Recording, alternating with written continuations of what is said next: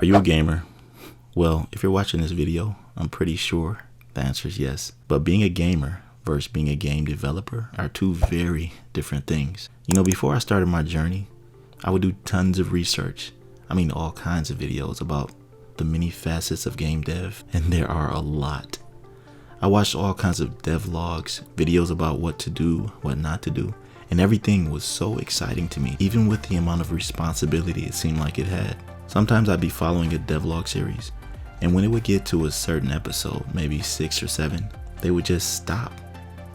I'd check in every now and then to see if they would upload any more devlogs. Truth is that most likely they gave up. It's the unfortunate decision that most solo devs make, and that's something you can't understand until you're in it. I mean, it's easy to think of all kinds of awesome game ideas with ambitious mechanics, a game that's open world with a dynamic combat system and multiplayer.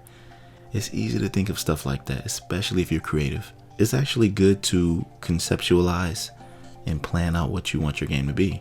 It really helps with the process once you start to get going. In fact, before I knew anything about game dev at all, I mean nothing, I wrote the story, campaign missions, the ability system, in-game, and multiplayer details. Now, as ambitious as that may sound, the outcome can either be you giving up or everything you envision comes into fruition exactly the way you imagined it. Because for my game, I chose to go with the Unreal Engine, and whatever you decide to use, it doesn't matter. If you're new to this, it's hard, and you're going to encounter obstacle after obstacle, and it's up to you whether or not you're able to overcome them. I've learned that the challenges are 90% mental, and if you decide to go at it solo, then you're truly alone. And none of the YouTubers that bring these awesome tutorials will help you in the way that you need it. I've tried numerous times to contact them via Discord, direct message, and if they respond, most of the time they tell me, hey, just post questions in the need help section or something like that. Where half of the time your questions don't get answered, or if they do, they don't really help you the way you need it. But I don't want to talk bad about them. I understand their position. It takes a lot for these YouTubers to make those tutorials, and trying to bring someone like me under their wing is not something they have time for.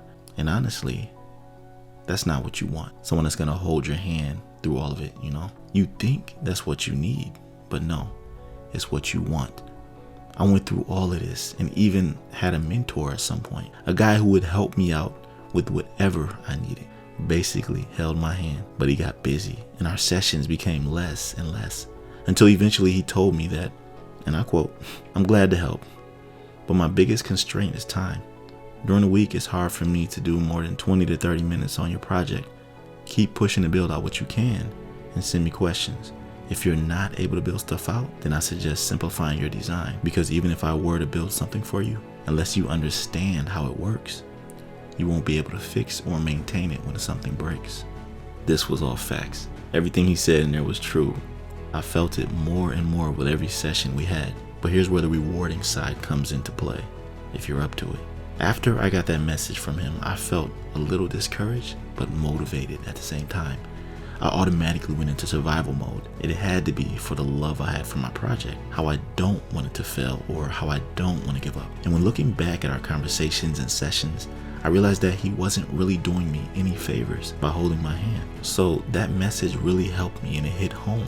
Because let me tell you something, the only way to really learn the Unreal Engine, or any other engine for that matter, is to learn it in a way that rewires your brain, which allows you to think differently about processes that only trial and error can teach you, rather than someone telling you what you're doing is right or wrong. It's like something you have to learn organically, because there's so many categories of understanding you need to know about methods required for your project specifically. But my point is that this is either going to break you or make you.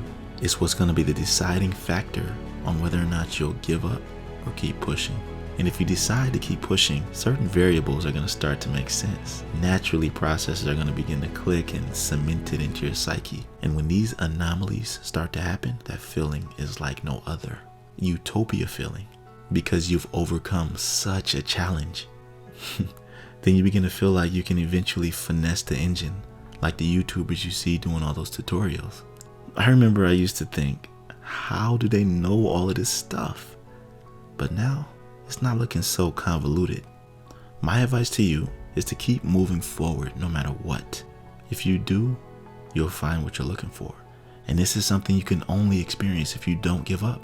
I'm only telling you what I know from my experiences so far, and I feel like sharing with anyone who wanted to listen. Let me tell you something so true right now.